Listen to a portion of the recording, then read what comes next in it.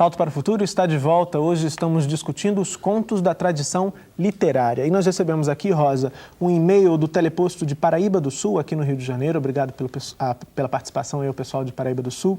Eles querem saber por que é fácil e prático trabalhar com os contos na educação infantil e nas séries iniciais do ensino fundamental e raro se torna nas séries finais se continuamos gostando de ouvir histórias independentemente da idade. Olha, eu não sei o que permitiu a ela, que experiência que ela tem que permitiu essa afirmação. Mas o que eu vejo, na grande maioria das vezes, é que a 7ª série é uma série que aborda o conto. Tem como, na grande maioria das escolas, no seu programa, abordar o conto enquanto gênero, o conto literário, enquanto gênero, enquanto narrativa, como forma de narrativa, e para depois fazer a passagem para o romance, porque, na realidade, o conto é um embrião do romance, né? Então, você tem uma narrativa curta, densa, que começa direto na ação, com um número reduzido de personagens, que é a característica do conto, e que depois vai gerar mais tarde um romance. Muitos romances partiram dos contos.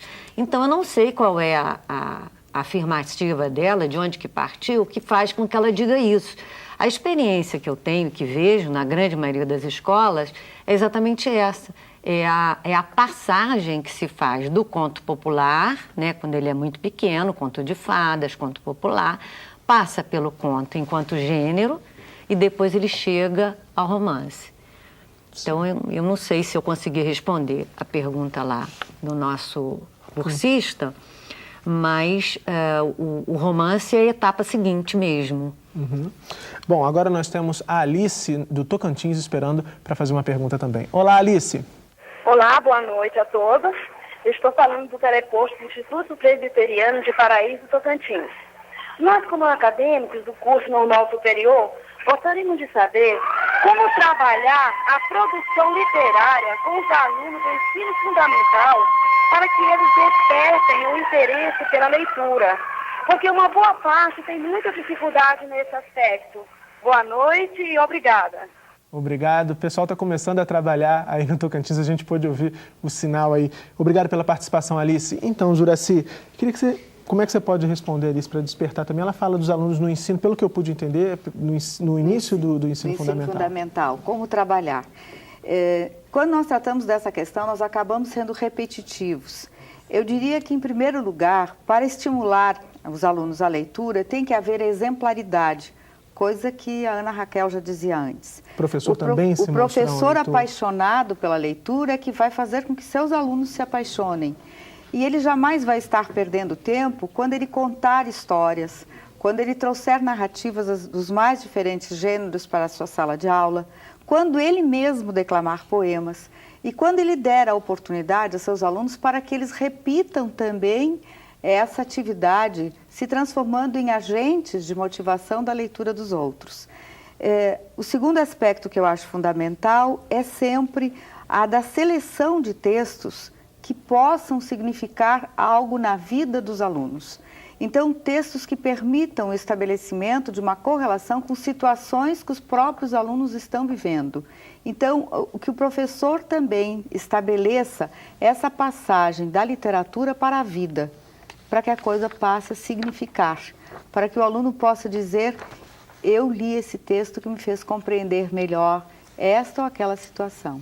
Certo. www.tvabrasil.com.br/salto, esse é o nosso site. Você também pode enviar perguntas para o programa através do nosso site. E foi o que o pessoal do Teleposto, do Colégio Estadual Dr. Quintiliano da Silva, fez lá do Tocantins.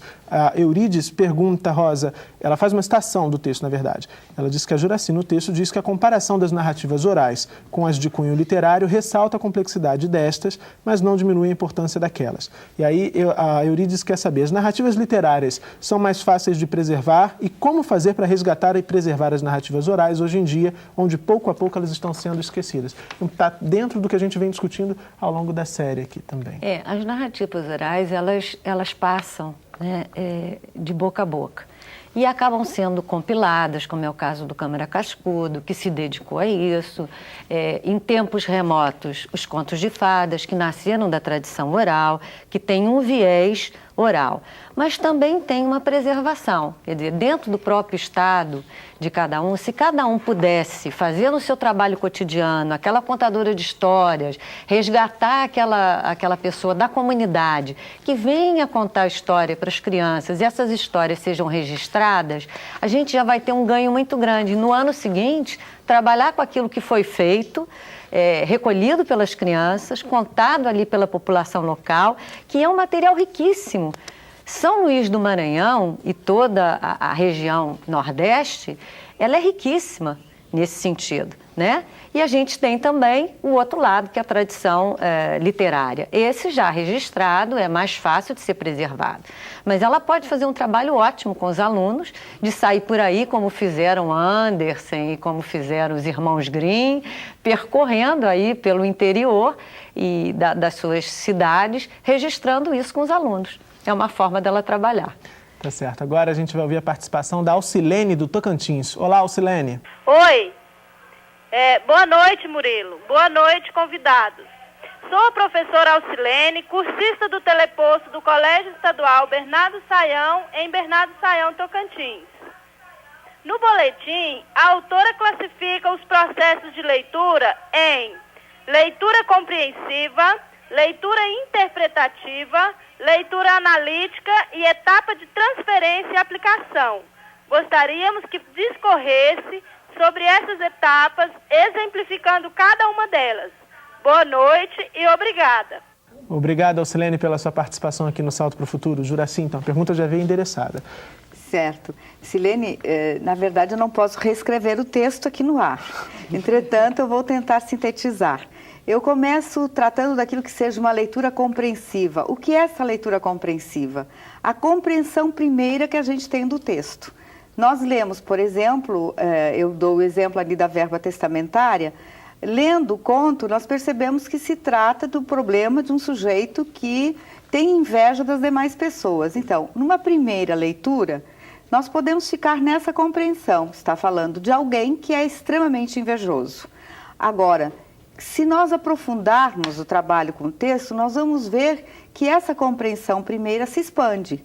Aí eu sugiro uma segunda etapa, que é a da leitura analítica, em que se vai desmembrando o texto, analisando os aspectos de linguagem, analisando a concepção da personagem, o espaço que ali está referido, o momento histórico que ali está referido, para depois retomar, confrontar essa nova compreensão que se constrói com aquela primeira.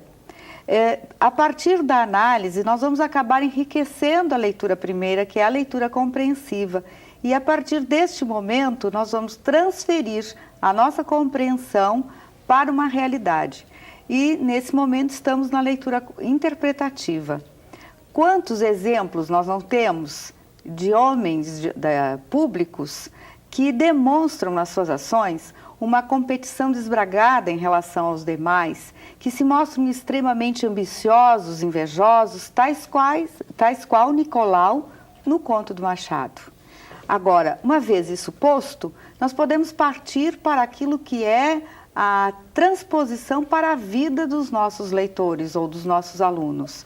Perguntando a eles, vocês conhecem alguém que tem um comportamento semelhante a esse? Como seria possível criar uma narrativa para representar esta faceta da ambição e da inveja nessa pessoa que você conhece, criando uma ficção em cima de uma personagem real, de uma pessoa real que vocês vão transformar em personagem. Certo, Juraci, na verdade a gente nota aí todo um caminho para aproximar aquela narrativa da realidade dos alunos, do cotidiano deles. Agora, como repórter aqui do Salto, Ana Raquel, eu já acompanhei várias atividades de interpretação de textos. Os professores fazem esse trabalho, levam os livros para a sala de aula, fazem leitura e sempre procuram, de alguma forma, fazer uma atividade de interpretação de textos com os alunos. Agora, na sua opinião, qual o cuidado que eles devem ter, quais cuidados o professor precisa ter para que essa interpretação, essa atividade de interpretação também não conduza os alunos apenas para um único olhar sobre aquela obra, para que aquele olhar não seja o verdadeiro e encerrado sobre aquele tema? Será que eu vou ser muito tendenciosa se eu disser que é através da imagem do livro? Mas é engraçado, mas é porque, lógico, eu tenho um olhar sobre a imagem. Agora, pelas perguntas dos professores, eu tenho reparado que, ainda bem que está acontecendo isso, eles estão preocupados com o que escolher. Porque uma coisa que me preocupa há anos é a política das editoras na questão da divulgação e do marketing. No Brasil, existe um vício, eu chamo de vício, muito grande do mercado editorial, e eu não entendo nada de marketing, eu não quero contestar nenhum marqueteiro de editora, mas eu queria muito saber por que quer dizer, claro que tem as razões mercadológicas, né? Mas as editoras, elas divulgam quase que especificamente dentro da escola. O que acontece? Chega o divulgador cheio de livro lá e o professor escolhe o livro que ele vai adotar ou os livros que ele vai adotar. Como, em geral, os pais não podem comprar mais do que aqueles livros, né? A realidade é essa, o pai, então, só compra aquele livro, né? Às vezes tem 5 meninos na casa e tal, só compra aquele livro que a escola escolheu. Então, é uma responsabilidade muito grande, né? Então, aquilo que já foi falado aqui, que é perceber a alma do leitor que ele tem, né? E trabalhar em cima da imagem para poder fazer a coisa funcionar e o aluno não ficar preso à escolha do professor errada. Raquel. A gente já está no finalzinho aqui do Salto para o Futuro. Gostaria de ouvir as suas considerações finais sobre o que nós discutimos no programa de hoje. Bom, eu vou fazer de novo. Gente, professor, aprende a ler imagem, dá uma chance para você mesmo, porque eu acho até que o entusiasmo do adulto, quando ele curte uma imagem, eu já vi tanto adulto divertir com livro de criança, e se ele fizer isso, ele vai estar motivando o aluno dele. Né? Então, a leitura da imagem, eu não canso de já escrever em vários livros desses meus que estão aqui a respeito, né? Eu não canso de tentar, de querer lembrar isso. Gente, vamos viajar junto com texto e imagem, porque aí você vai descobrir outras coisas, até outros livros, até outros caminhos para poder motivar. Ok, Ana Raquel, muito obrigado. Rosa, por favor, suas considerações finais. Eu queria reiterar o que ela está dizendo. E queria usar uma frase que não é minha, é da Tatiana Belink, que todo mundo deve conhecer, né? Autora de livros consagrados e tal, de literatura infantil e juvenil. E ela diz o seguinte: você não pode inocular um vírus de uma doença que você não tem. E eu queria aplicar isso à leitura e ao professor e ao seu futuro leitor. Nós somos aqueles que vamos incentivar esse aluno a ser leitores críticos, por essas etapas que a própria Juracy já falou. A gente vai devagarzinho, pé ante pé, e a gente vai levando, conduzindo pela mão esse leitor inexperiente para se tornar um leitor crítico, que eu acho que é o nosso objetivo, né? Ok, Rosa, obrigado. Juracy, por favor, suas considerações finais sobre Bem, eu volto ao Machado, Murilo. Machado é um grande escritor, porque antes disso ele foi um grande leitor. E é como leitor que ele vai construindo a sua bagagem cultural, a sua bagagem literária e a sua bagagem como ser humano. Então, Machado compreende a vida porque compreende literatura. E ele faz disso uma interação absoluta. Ele lê a vida através dos livros e ele lê a literatura na própria vida. Por isso, se os professores de fato quiserem dar a oportunidade a seus alunos de se tornarem pessoas críticas, competentes, capazes, lúcidas, devem dar a eles a oportunidade de ler. Certo, a gente discute muito, se ainda tem um tempinho, a gente discute muito sempre a questão da contribuição para a formação de novos leitores. E aí você acabou de falar também da importância da leitura para a formação de novos escritores, né? Gostaria que você falasse um pouquinho disso também. Olha, eu vou dar um outro exemplo. Ana Maria Machado lançou no ano passado um livro muito bonito que se chama Abrindo o Caminho. Quem conhece o livro vai perceber de imediato que, na verdade, ela reúne, ela faz uma espécie de colcha de retalhos com textos de outros autores, provando que Ana Maria Machado, a grande escritora, que recebeu o prêmio Christian Andersen, o mais importante dentro da literatura infanto-juvenil, ela se faz escritora porque é, antes de tudo, leitora, e porque ela reinterpreta essas leituras que já existem.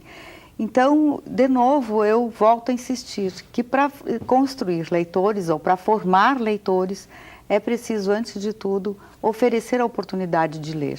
Ok, muito obrigado, Juracy.